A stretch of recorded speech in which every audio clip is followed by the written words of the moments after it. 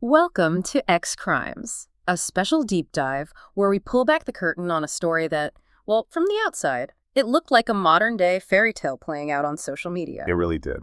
Today, we're exploring the tragic case of Ali Abulaban, known to many online as Jing Kid. It's a narrative that takes us from the glitz of social media stardom right into the grim reality of domestic violence and murder. It really reveals profound truths about how quickly a public persona can just diverge from private torment. Absolutely. And our mission for this deep dive is to unpack the complexities of this case. We want to examine not just the facts, but the psychological undercurrents and the broader societal implications. We need to go beyond just the headlines. And we'll be drawing exclusively from verified sources here: court proceedings, judicial records, official police reports, interviews, documentaries, and importantly, authentic video footage. We're doing this to understand precisely what happened and, maybe more importantly, why the patterns and dynamics within this story really matter to you, our listeners. Okay, so let's start at the very beginning. Let's trace the origins of this man whose life would, well, ultimately unravel so dramatically. Ali Nasser Abulaban was born on May 18, 1992, in Staten Island, New York. He was a first-generation American with Middle Eastern roots, and his early life, at least as he described it, was shaped by a pretty strict father, someone determined to instill firm discipline. But Ali, it seems, harbored this powerful yearning for a different life, one that mirrored his American friends. He wanted to break free from those traditional constraints and define himself on his own terms. You know, this early tension between his upbringing and his aspirations for an American lifestyle, that's a really critical thread. It weaves through his entire adult life. It represents this deep-seated desire for self-definition, which often clashed with external expectations and, well, his own internal conflicts. Yeah. This foundational internal struggle, this search for identity, it's a key element in understanding many of his later choices and maybe the extreme lengths he went to for external validation. So after high school, maybe seeking a more structured environment, or perhaps just getting away from his father's influence, he enlisted in the U.S. Air Force. And he ended up stationed in Okinawa, Japan.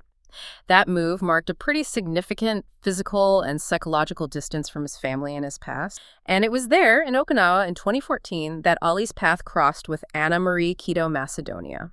She was born August 18, 1993. Anna was originally from the Philippines, but her stepfather, who was also in the military, got transferred to Okinawa, so she grew up there. She was described by pretty much everyone as stunningly beautiful, with this vibrant personality and an immediate charm that, well, it captivated Ali right away. And Anna, in turn, she was drawn to Ali too. She saw him as ambitious, outgoing, charismatic. Friends, at least initially, observed them as a genuinely happy couple. Yeah. You know, that picture of early romance that seems like it's heading for a bright future. They appeared to really connect and enjoy each other's company, establishing what, on the surface anyway, looked like a loving and promising relationship. Okay, but it didn't take long for troubling signs to start emerging from, beneath this seemingly perfect surface. Ali began exhibiting these really possessive and jealous behaviors. He was prone to intense outbursts, not just towards Anna, but also towards her friends. And these weren't just isolated incidents. It was a recurring kind of escalating pattern that raised pretty significant red flags for those close to Anna. Exactly. Those close to Anna grew increasingly concerned about his controlling nature. And here's a really critical insight into the dynamics of abusive relationships. Anna's response: she would consistently reassure her friends, saying things like, "It's okay, he can be a little controlling, but I love him, you don't have to worry." This dynamic of downplaying or excusing concerning behavior, it's such a common hallmark in abusive relationships. The victim often rationalizes their partner's actions out of this complex mix of love, fear, hope, and just a desperate desire for stability. It often becomes a coping mechanism, really, to manage an unmanageable reality. Yeah, despite her trying to reassure them, her friends never truly felt comfortable around Ali. There was always this underlying tension, a persistent sense of unease that just lingered whenever he was around. It signaled that their instincts were telling them something was deeply wrong beneath the surface. And the initial cracks in Ali's life, they weren't just personal. One night, there was this significant lapse in judgment and self-control. He got drunk and started a physical fight in a nightclub.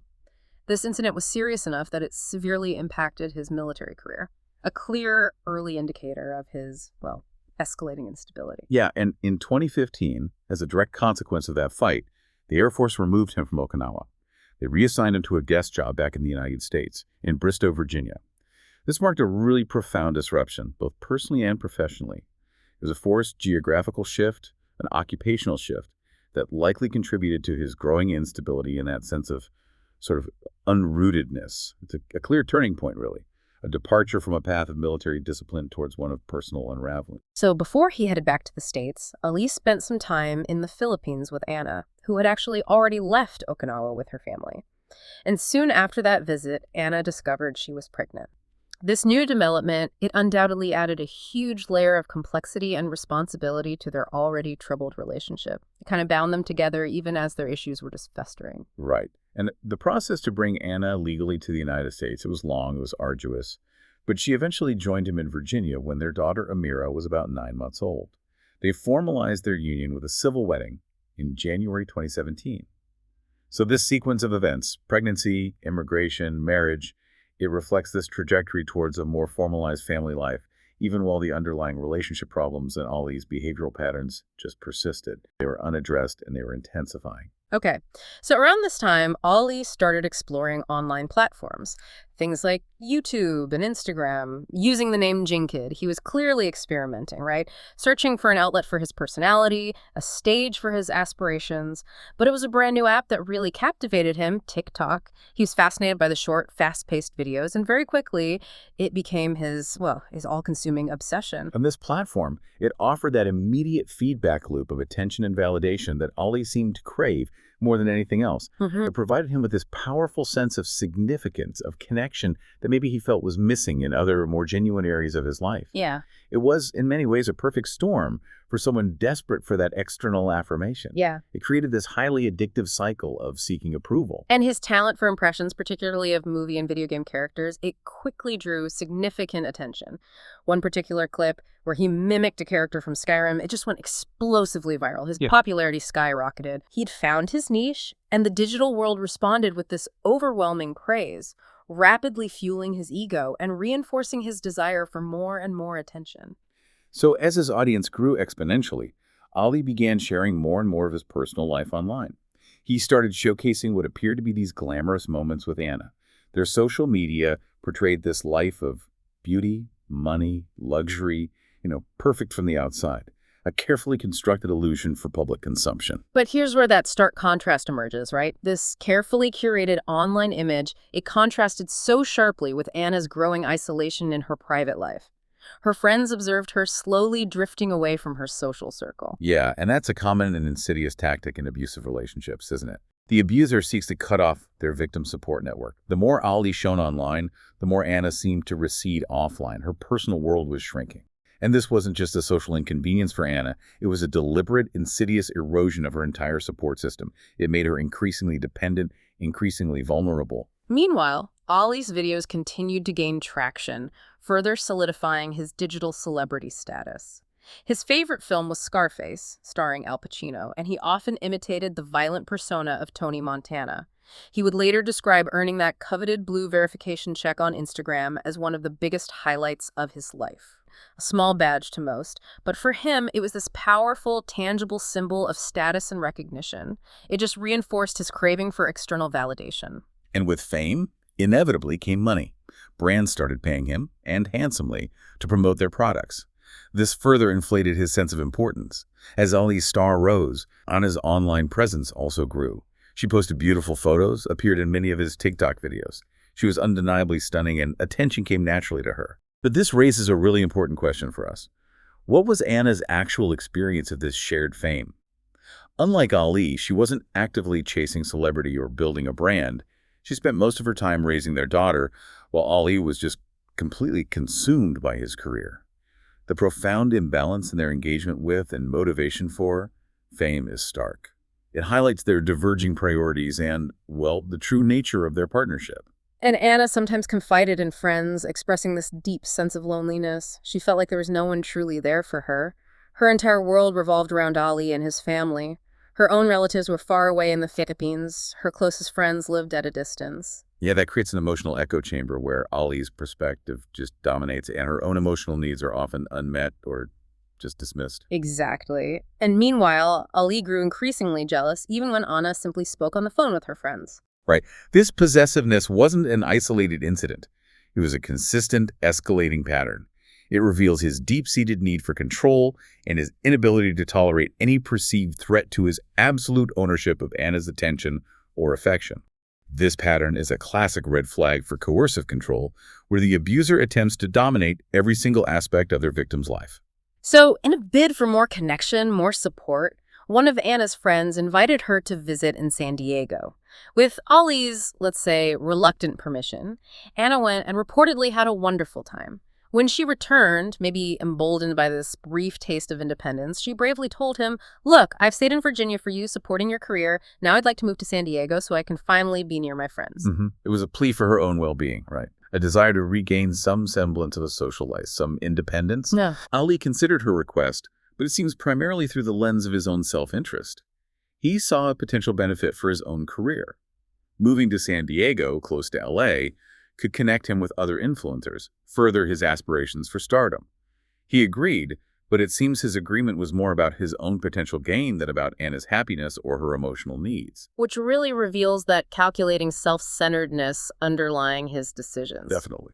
So in February 2021, the couple relocated. They moved to the 35th floor of a downtown high-rise called Spire San Diego. On social media, of course, everything continued to look picture perfect.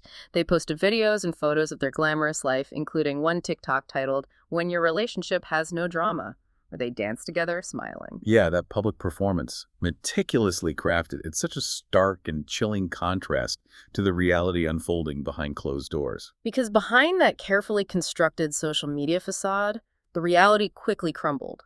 Not long after the move, Ali once again began to assert intense control over Anna. He severely limited her freedom, refused to let her have a social life unless he was right there by her side. And this pattern of escalating control right after a significant life change, like a relocation, that's something that often emerges in abusive relationships. The abuser seeks to reassert dominance and effectively isolate their victim further in a new, unfamiliar environment.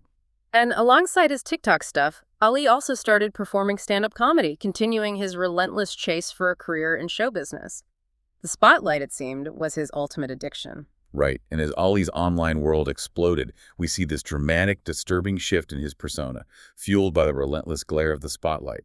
This transformation was more than just a change in demeanor. It was a descent into dangerous delusion. Yeah, like many who suddenly find themselves famous, the attention began to fundamentally change Ali. He started to genuinely see himself as someone special, uniquely gifted.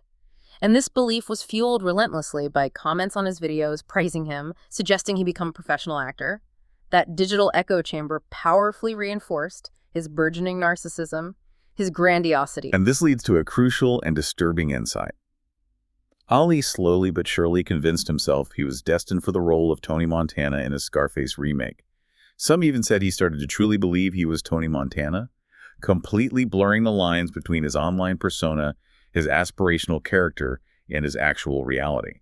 In one video, chillingly, he declared, "I don't want to be the next Leonardo DiCaprio. I don't want to be the next Al Pacino, but maybe I can be." And for those listening who might not be familiar with the film, Tony Montana is a Cuban immigrant who builds this vast, violent drug empire in Miami.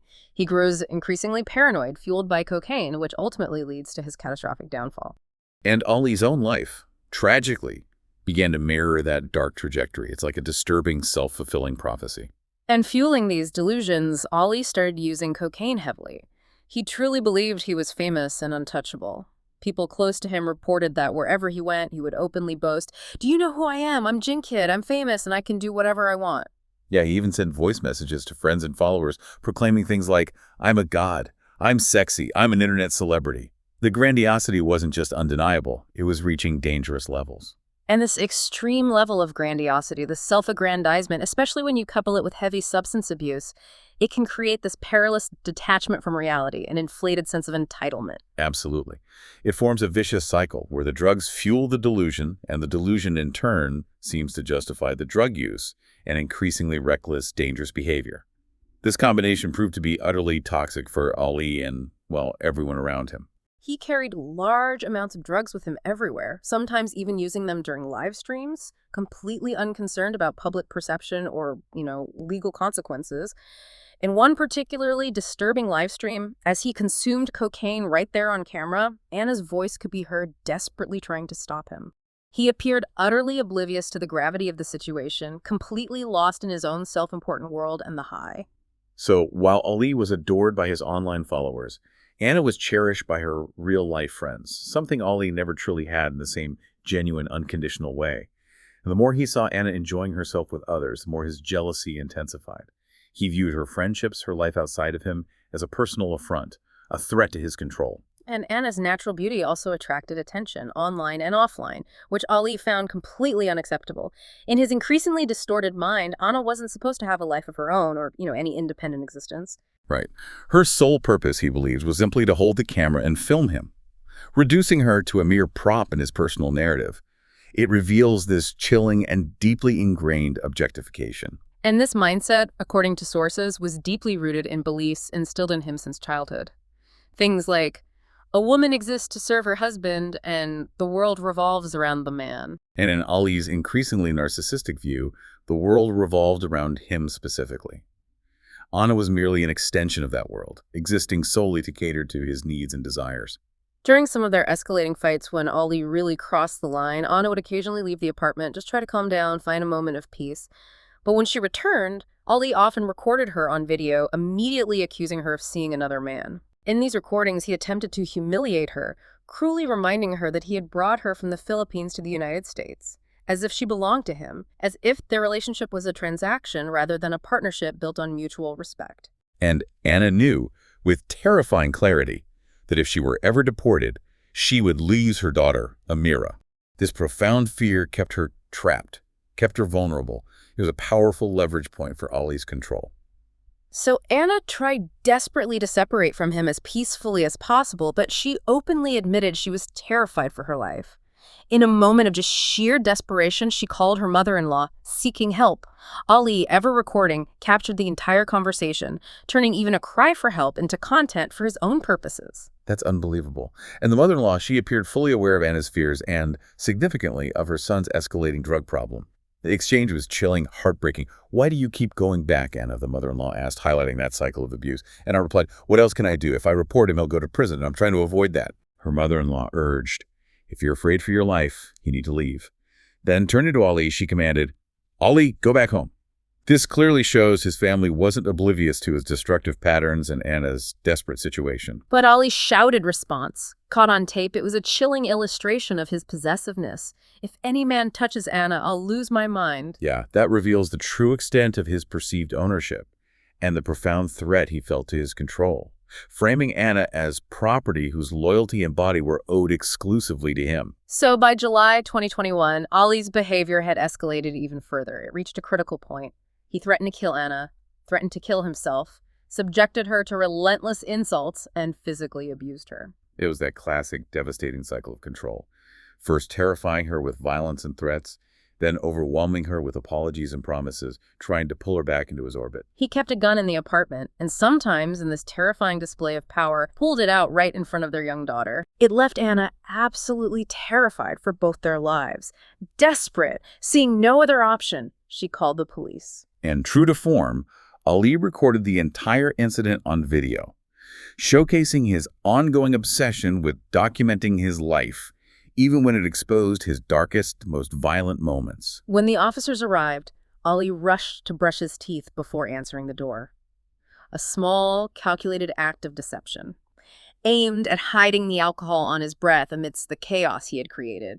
When he finally let them in, he immediately tried to spin the story in his favor, meticulously painting himself as the victim. Yeah, and his monologue to the officers was just a profoundly disturbing display of entitlement and victim blaming. He told them, "I brought her to this country. She's Filipino. I've done everything for her. We live in Virginia. I work for the government. And she dragged me here across the country where she has childhood friends and a reckless lifestyle. She called you because she wants me out of the house. Isn't that unfair? The world is built for women." Unbelievable. And then he added, "I brought her to this country, and now some other man is going to touch my wife. I don't think so." This statement is a textbook example of gaslighting. That's psychological manipulation where an abuser makes their victim doubt their own perceptions, memories, sanity, shifting responsibility entirely away from their own abusive actions and onto the victim. So when officers asked Anna for her side of the story, she simply told them she didn't mind if Ali stayed in the apartment. And just like that, the incident concluded. No further action, no arrest. It just highlights the immense pressure and profound fear victims often face when police are involved, and the devastating complexity of these situations. Immediate safety and fear of retaliation often override long-term justice in that moment. So in August 2021, Ali and Anna, along with other couples and their kids, planned a trip to Disneyland. But even there, a place meant for joy and family, Ali brought drugs. Some adults in the group noticed his substance use, and the atmosphere quickly grew tense, uncomfortable. Eventually, he just left the group, went back to the car, and slept for the rest of the day, sacrificing precious family time for his addiction and self-indulgence. Yeah, that trip, intended for family enjoyment, instead became yet another public display of his uncontrolled behavior and addiction. It overshadowed what should have been a joyful experience and further isolated Anna from shared family moments. And what's particularly insightful here is how consistently his addiction and self-centered desires took precedence over his family's well-being or any pretense of normalcy. And things quickly deteriorated even further after that. Ali began live streaming on social media with Anna sitting silently, visibly uncomfortable in the background on the couch. Speaking directly to his audience, he uttered these horrifying words.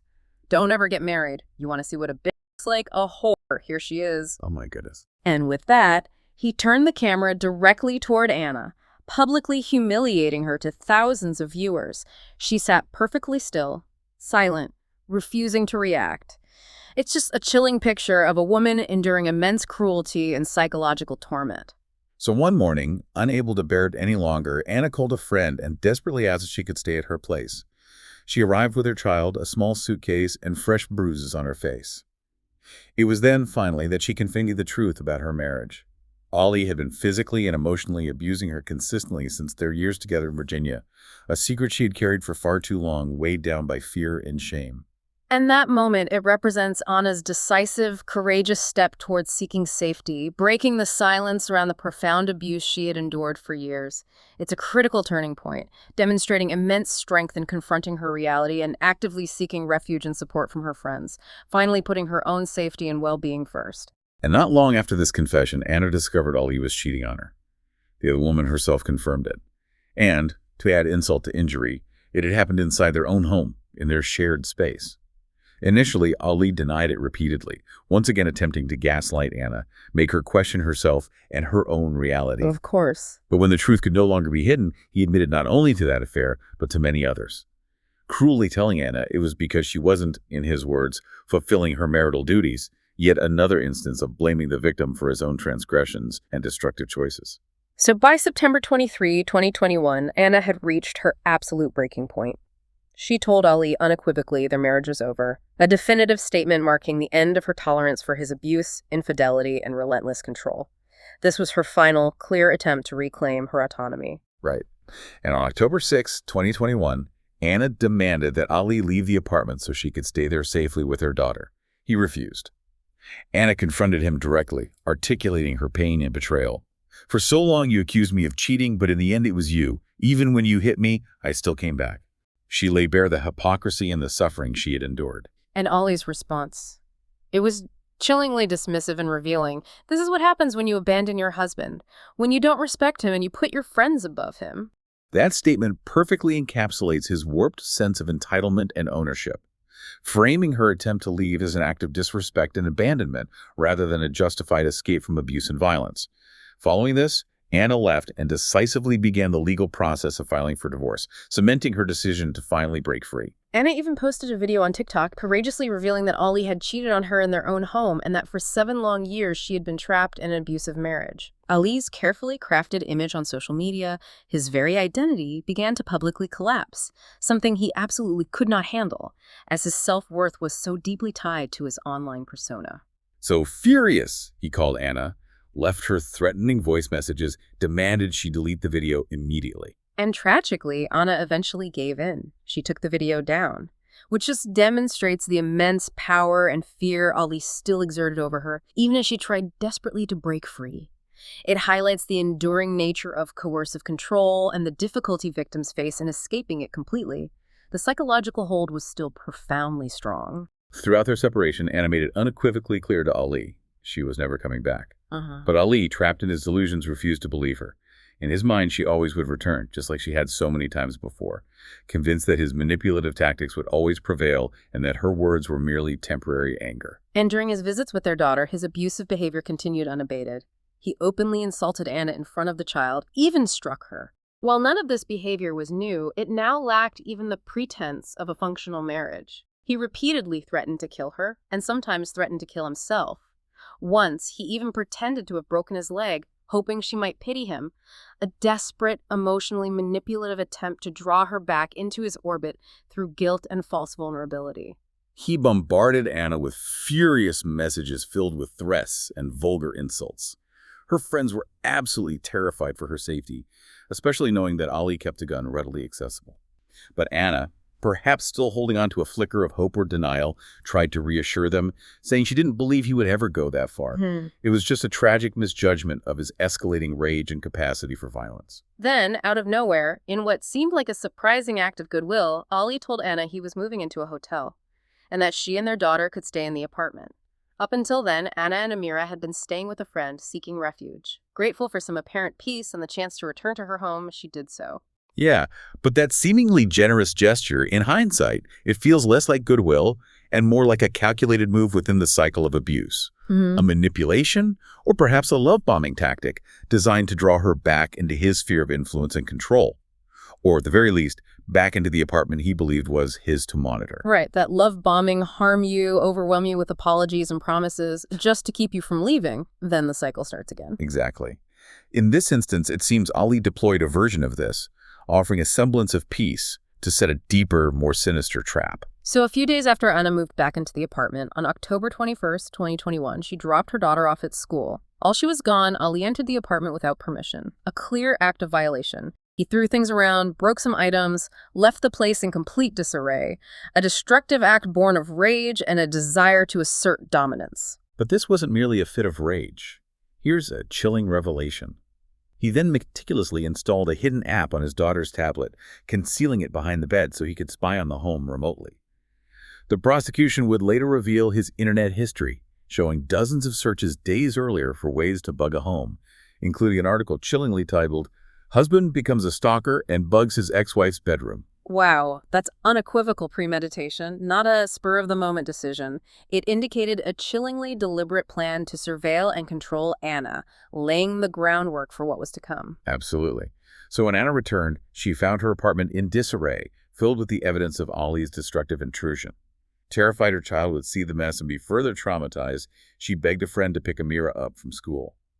Anna also called her friend, 29-year-old Rayburn Ray Barron, to come help her tidy up. Ray had been a friend of hers for a long time, just offering simple, supported assistance in a moment of distress. But to Ali, every single person around Anna, man or woman, was a perceived threat, a direct challenge to his perceived ownership. He had always been intensely jealous of her friendship with Ray. Yeah, apparently once, Ray had innocently told one of Anna's friends, "Ali is lucky to have a woman like Anna." To Ali, that simple, admiring remark sounded like a claim of ownership, a direct challenge to his perceived dominance. It further fueled his paranoia and violent fantasies. So from his hotel room, Ali listened intently through the spyware on the tablet, his rage just simmering. When he heard a man's voice inside the apartment, Ray's voice, he snapped. This is where the story takes that truly terrifying turn. He rushed out, drove straight to Anna's building, parked. Walking through the garage, he began recording video himself, a chilling self-documentation of his descent into violence, almost as if he were starring in his own tragic film. He climbed up to the apartment, entered, and within seconds, just chaos erupted. A scream of panic from Ray, a scream from Anna. Then 6 rapid gunshots echoed through the building. The speed and brutality of the attack are just horrifying to comprehend. And what happened next is just a moment of bizarre, unsettling behavior. Ali walked out of the apartment, paused, then went back inside. He called Anna's name twice. Moments later, he left again. Strange. Like a ritualistic or perhaps disbelieving behavior in the immediate aftermath of such violence, almost as if he was checking his horrific work. Yeah, it's deeply disturbing.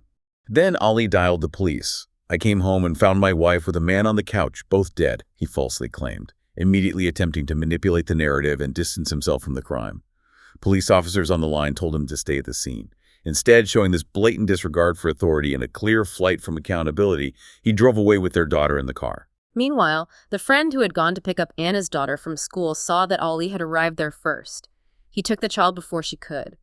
Alarmed, her instincts screaming, the friend tried calling Anna, but there was no answer. She followed Ali for a while, desperately trying again and again to reach her friend, until she finally lost him in traffic. A terrifying chase with this chilling realization dawning on her that something profoundly terrible had just occurred. Back at the apartment, police arrived to a horrific scene. Anna and Ray were dead. An immediate arrest warrant was issued for Ali Abulaban. He was soon tracked down and arrested on the freeway, with his innocent daughter in the car. Inside the vehicle, officers found a gun and a chilling 100 rounds of ammunition. 100 rounds? That's not just a spontaneous act of rage. The presence of such a large quantity of ammunition indicates a readiness for further violence, a deeply disturbing level of preparation and intent. Exactly. Ali Abulaban was subsequently charged with 2 counts of first-degree murder, a testament to the severity and premeditated nature of the acts he had committed. So, January 2022, the preliminary hearing began. It offered the first public glimpse into the horrific details.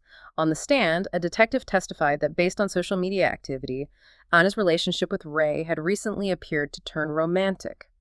This detail, though not definitively confirmed as fact in court, proved to be a powerful catalyst for Ali's public unraveling. It triggered a profound outburst. Inside the courtroom, Ali erupted in this shocking display of rage. "Bitch!" he shouted directly at the detective. The judge immediately called him to order. Ali, defiant, snapped back, "Sorry, but this is new to me." From that moment, his composure was completely gone. He began yelling, his voice echoing hysterically through the chamber. "Do you think I wanted this? For my 5-year-old daughter? Who the fuck are you? I'm in pain. My life is destroyed." 2 officers were forced to restrain him as the judge tried desperately to calm the chaos. This outburst profoundly illustrates his self-centered view of the tragedy, focusing entirely on his own perceived suffering and loss, rather than the lives he'd brutally taken. But Ali wasn't finished with his public display of victimhood. In yet another reckless move, he gave an interview to Fox News directly from jail, completely unconcerned with how it might impact his legal standing. His rage and instability were on full display for a national audience. A chilling performance. And in this interview, he declared, "To see her kissing him in my house, with my wife, on my couch, with his feet on my coffee table, I'm the victim here, I lost everything." He meticulously painted this picture of himself as the wronged party, utterly incapable of seeing any fault in his own actions. It's that consistent pattern of denial and externalization of blame. And what's deeply revealing is that the only time he showed what genuinely looked like sorrow wasn't for Anna or Ray, but for his lost fame. Exactly. He said, "I miss everything. My art was my baby. I loved what I did. I was just about to become an actor. I was right there, right before it happened." It raises that critical question for us. Who is the real victim in his narrative? His focus remains squarely on himself and his lost celebrity, not the human lives he extinguished. When he spoke about Anna, his words burned with unbridled fury. But when he spoke about his celebrity, his voice softened with genuine mourning. At one point, the reporter asked him a direct question. "Did you kill her?" Ali avoided the question entirely, pretending to cry and saying, "Don't ask me that." She pressed further. "Could someone else have had Anna?" Ali froze. His eyes, in that moment, turned cold, utterly devoid of warmth. "No, not while she was married to me." His stare was icy, empty, revealing the terrifying depth of his possessive ideology and sense of ownership over Anna. And even from jail, following the murders with the help of a friend, Ali sent an audio message to his followers. In it, he stated, "I'm sorry my life turned out this way and I can't make the videos you liked anymore." Unbelievable. That final public message, rather than expressing any remorse for the lives he took, focuses entirely on his lost celebrity and his inability to entertain. A chilling testament to his profound self-obsession and lack of empathy. Right. So the trial of Ali Abulaban began on May 1st, 2024. His defense team mounted an argument attempting to frame the murders as a crime of passion, a heat-of-the-moment outburst, asserting that Ali had been provoked. They even went so far as to suggest that Anna knew his weaknesses, including his drug addiction, and deliberately used them against him. A clear and disturbing attempt to shift blame onto the victim.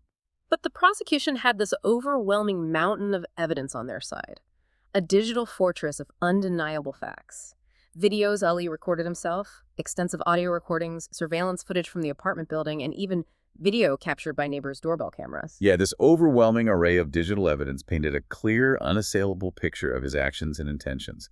It made it incredibly difficult for the defense to convincingly argue for a lack of premeditation, or for that claim of a crime of passion. At the exact time of the killings, Ali was seen walking into the building from the garage, captured clearly on surveillance footage. Moments later, he entered Anna's apartment, and the sounds of gunshots were heard. From a neighbor's camera, Ali was caught leaving immediately afterward. And crucially, he was captured calling his mother and confessing everything. His words were chilling and devastatingly clear. I just shot Anna. I killed Anna. I shot her in the head. I killed them. The digital trail, recorded both by himself and by others, was damning and utterly conclusive. And a neighbor from across the hall provided powerful first-hand testimony in court, illustrating Anna's desperate plight. He recalled an incident in early September, late at night, hearing frantic knocking on his door. It was Anna. She was utterly terrified and notably had no shirt on.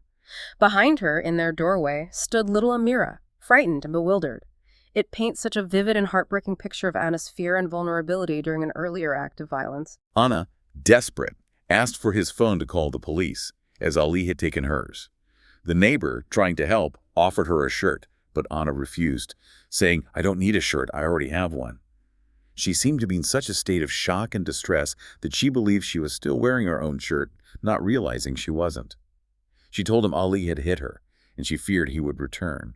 She then quickly grabbed her daughter and a small suitcase, fleeing in the middle of the night, a desperate flight for safety from a dangerous situation. And the very next day, Ali, displaying his characteristic manipulative charm, came to the neighbor, profusely apologizing for the disturbance and attempting to explain away the incident. He claimed he didn't hate his wife, insisted Anna was falsely accusing him of abuse.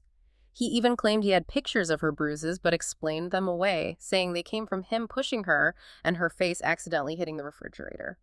He called it an accident, though this was about a different incident altogether. Already engaging in those classic abuser tactics of deflection, minimization, and outright denial. Right. Ali also told the neighbor that Anna had left him, but that he was doing everything he possibly could to save their marriage. The neighbor, offering a stark warning, told him that if he continued this way, he would undoubtedly end up in prison. Ali, however, seemed unhinged, almost paranoid, obsessively worried that Anna was going out all the time, having fun, that she might cheat on him. This paranoia was a constant and dangerous companion to his intense jealousy and sense of ownership.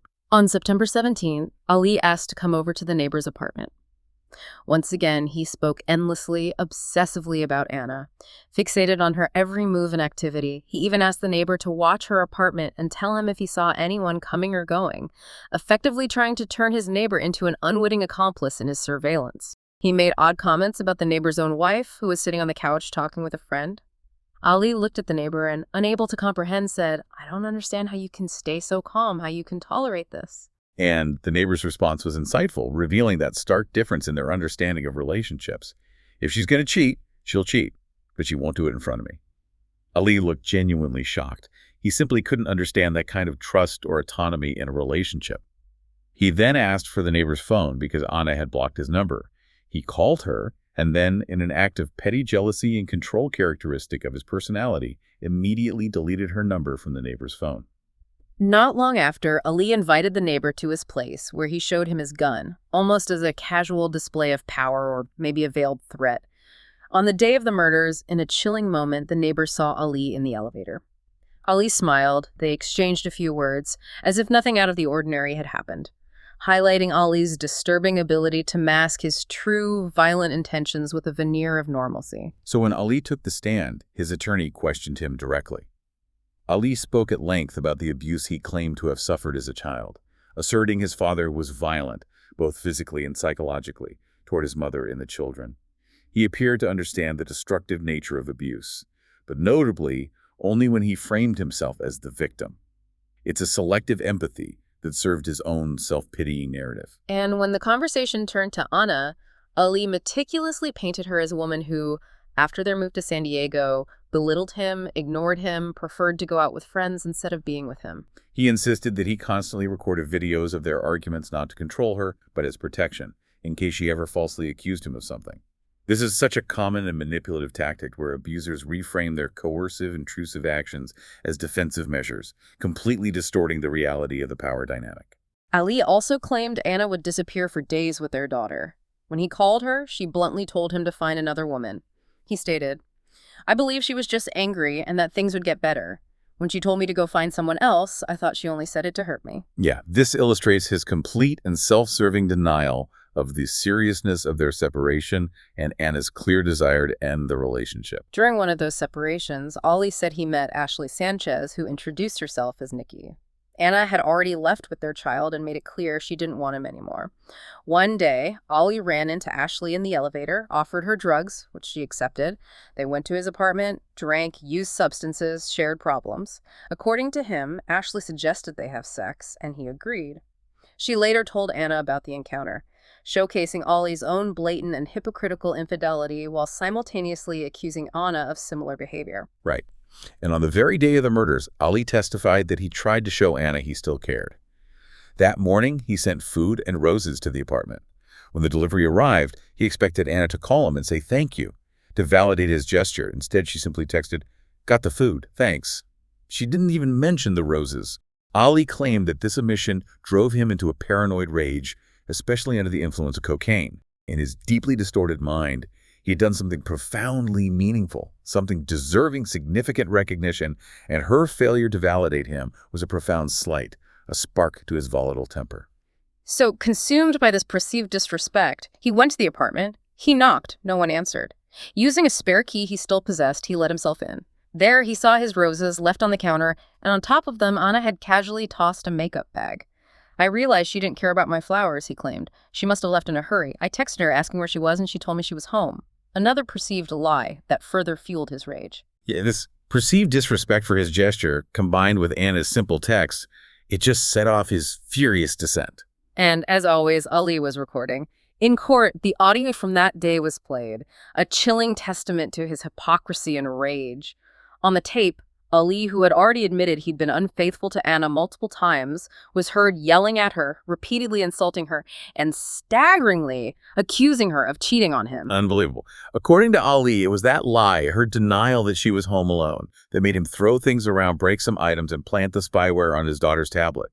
"You're lying to your husband. You're cheating on me." He could be heard shouting as he aggressively messed up the apartment, a terrifying display of his self-righteous fury. Later, back at his hotel, he listened intently through the spyware on the tablet, heard voices in the apartment, and claimed he completely lost control.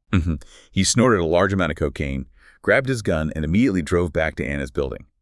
Inside, he testified, he found Anna and Ray sitting on the couch together. "I tried to believe she wasn't cheating on me with him," he told the court, attempting to gain sympathy. I tried to believe she would let me fix things because I was struggling with drugs and mental illness, but I was trying to fight it. But when I saw him there, I couldn't take the f***ing betrayal. And before I knew it, the gun was in my hand and I was firing. I don't even remember shooting Anna." This is his attempt to justify the unjustifiable right, blaming his victims, his addiction, rather than taking full personal responsibility for his premeditated actions. And on his phone, investigators found that profoundly disturbing photograph of the crime scene. After killing Anna and Ray, Ali had taken a picture of their bodies. When his lawyer asked why, he offered this hollow explanation.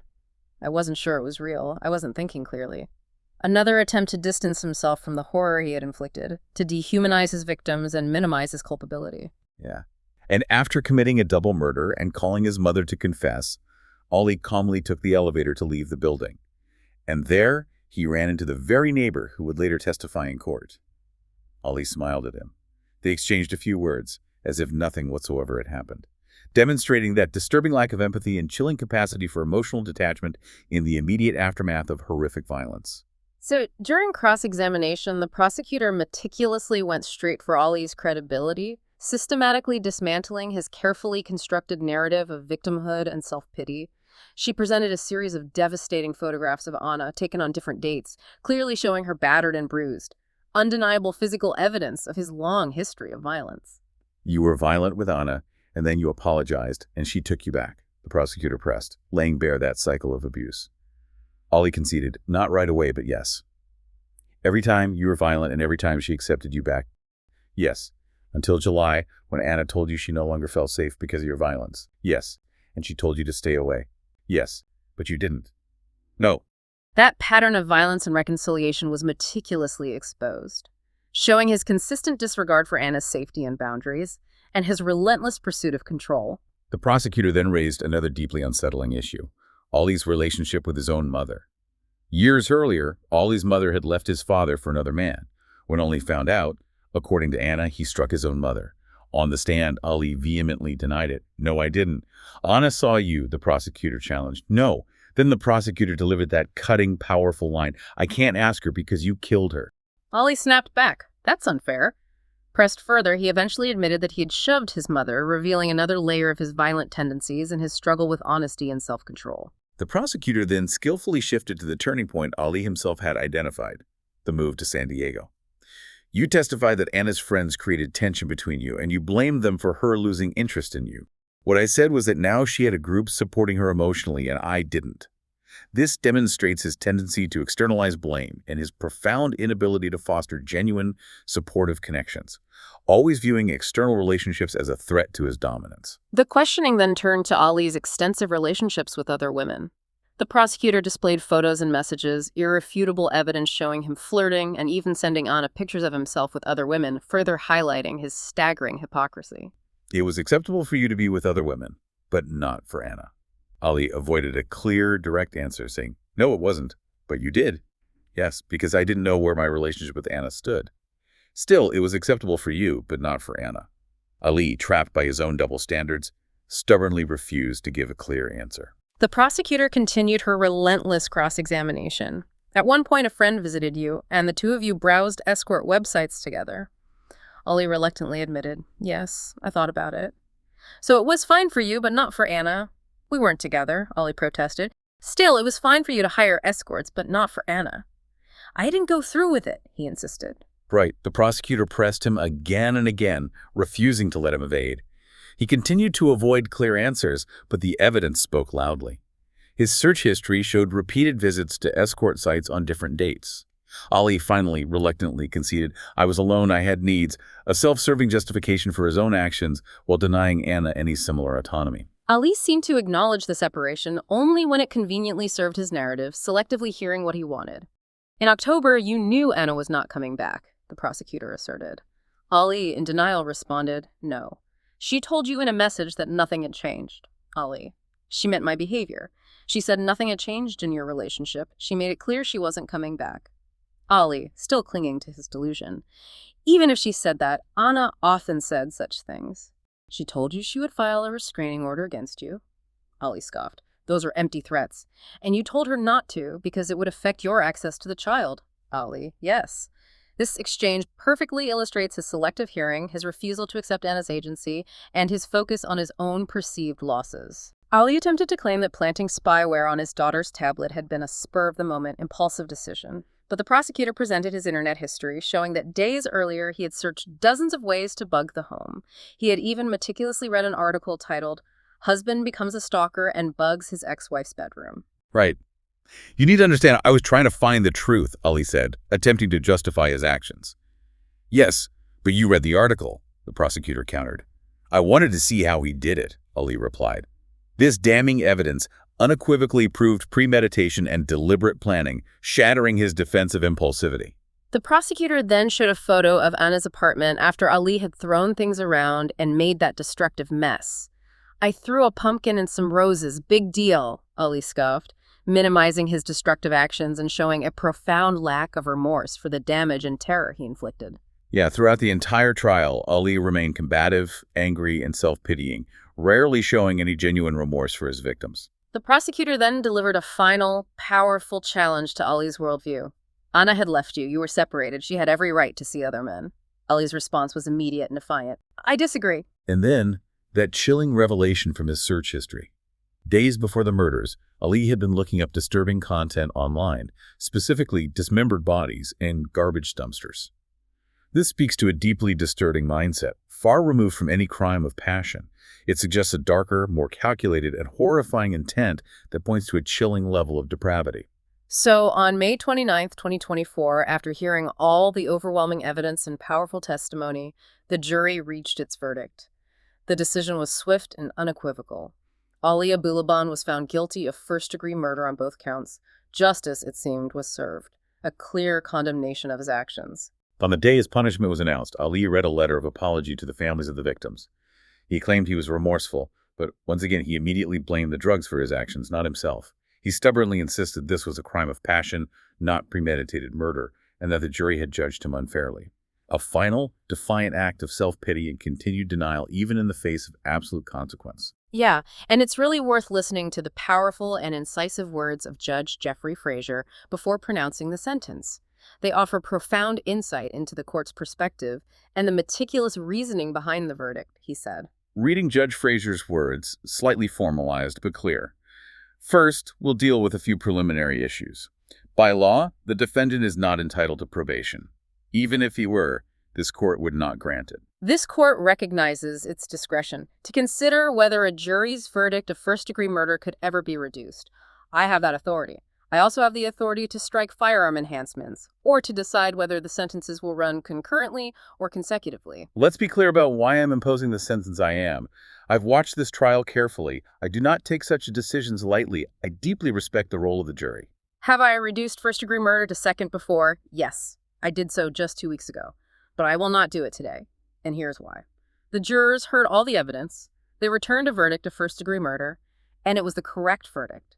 It was the only verdict any reasonable person could have reached. And I will highlight just a few of the facts. The defendant's message to his cousin about the murder, his manipulative and demeaning behavior, his own words when he said he wanted us to know who he really is. We do know. It's clear from the videos. He drove to the apartment with a loaded gun. The victims were defenseless. He planted a listening device. He fired the gun within seconds of entering. That is clear intent to kill, not a heat of passion crime, but deliberate, premeditated, cold-blooded murder. Ray had nothing to do with their marital problems, yet Ali shot him first, directly in the head. You do not shoot someone in the head unless you mean to kill them, and he did it in front of Anna. He wanted her to see it. That is unspeakably cruel. Afterward, he took photographs of their bodies. Who does that? He called his mother. He had 3 full days on the witness stand to explain his actions, and the jury still returned the only logical verdict: guilty of first-degree murder. This crime involved a firearm, extreme violence, and utterly defenseless victims. There was planning, not elaborate, but clear planning. When you load a gun, take it with you and drive 15 minutes. That is preparation. I acknowledge she has no prior record. I acknowledge he was under the influence and struggling with mental health, but I reject the idea that his childhood played a role. This was not about his past. This was about who he is. And if you ask me who is Ali Abulaban, he's a selfish man who thinks only of himself. His tears here in court were for himself, not for Ray, not for Anna. I have deep doubts that he has any genuine remorse for murdering 2 innocent people. And just to clarify for you listening, first-degree murder implies that premeditated, deliberate act. Second degree typically means intentional killing without prior planning, and voluntary manslaughter refers to killing in the heat of intense passion provoked by immediate circumstances. Right, so the judge's steadfast refusal to reduce the charge powerfully underscored the jury's finding of Ali's clear premeditation and malice aforethought. And so the final decision was rendered. Ali Abulaban would die in prison. He would never again be a free man, condemned to take his last breath behind bars for the lives he brutally took. In a final, disturbing act of defiance, the gallery erupted in applause as the sentence was read. Ali turned toward the families and friends of the victims, and instead of showing remorse, clapped back at them, mocking them, his face twisted with unrepentant anger.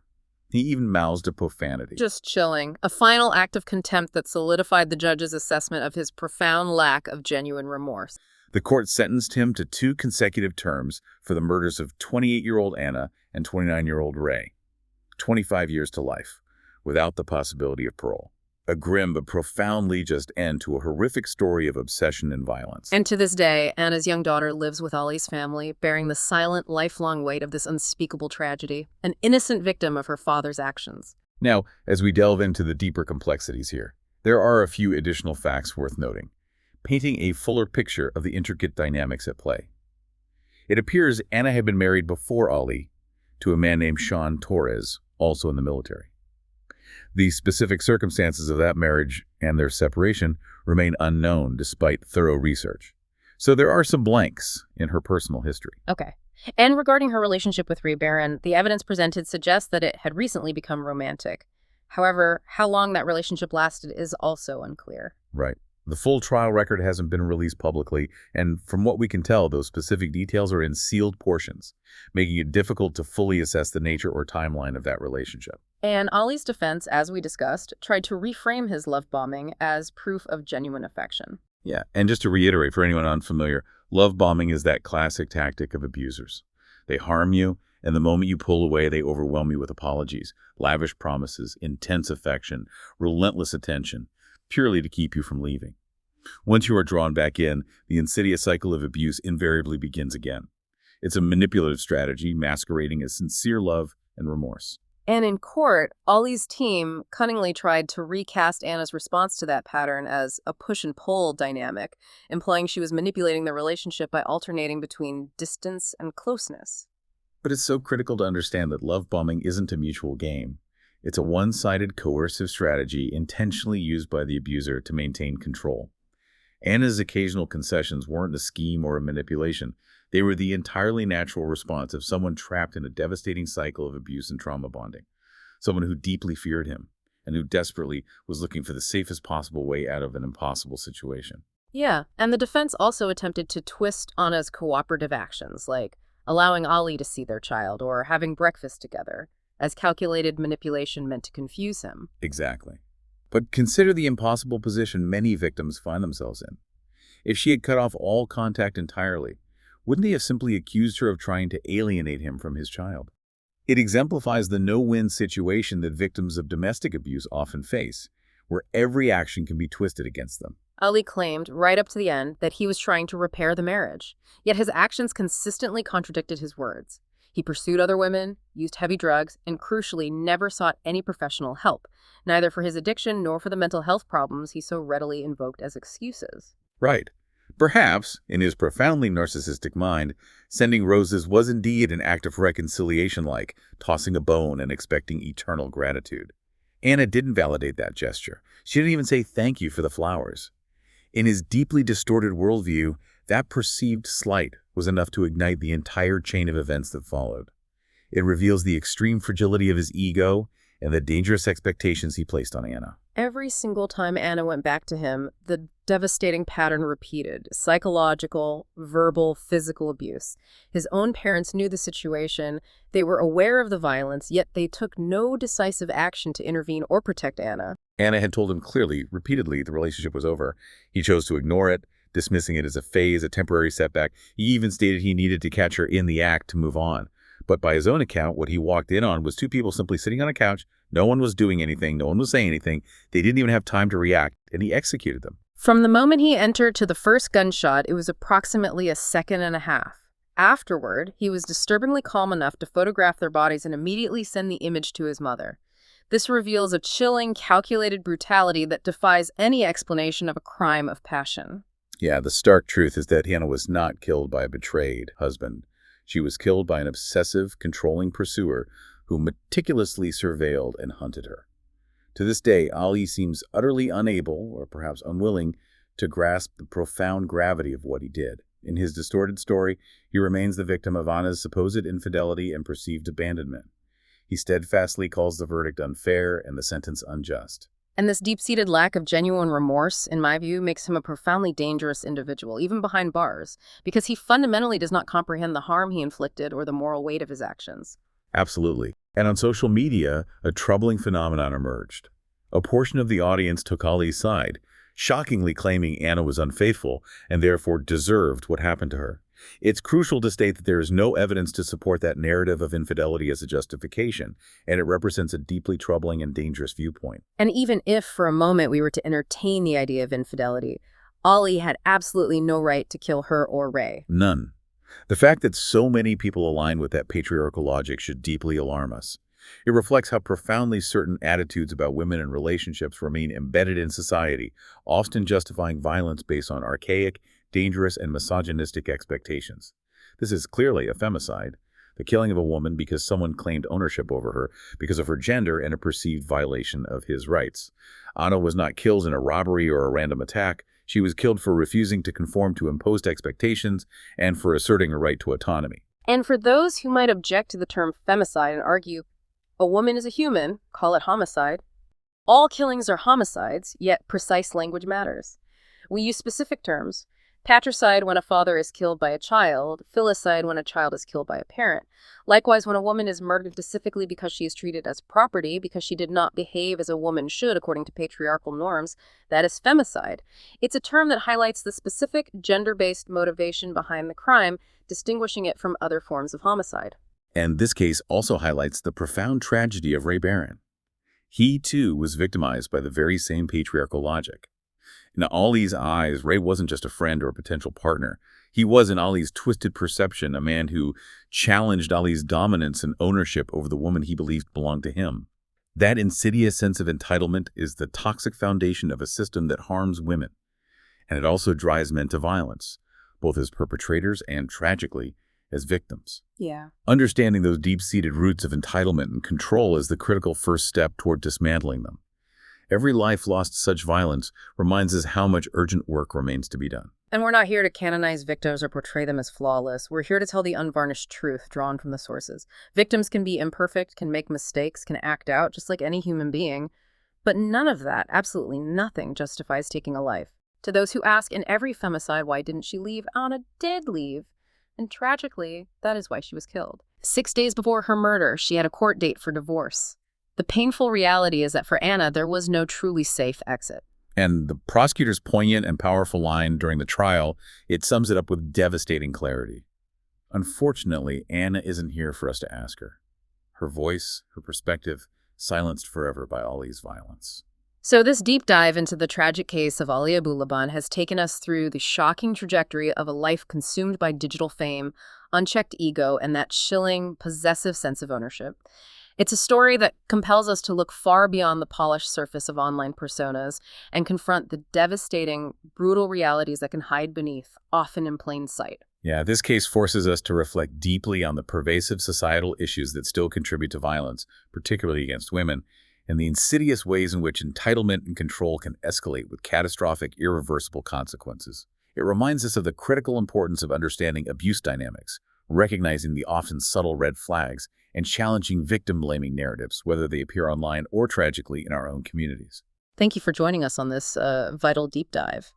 We hope this discussion leaves you with a heightened awareness of these complex issues and maybe a renewed commitment to fostering environments of respect, autonomy, and safety for everyone.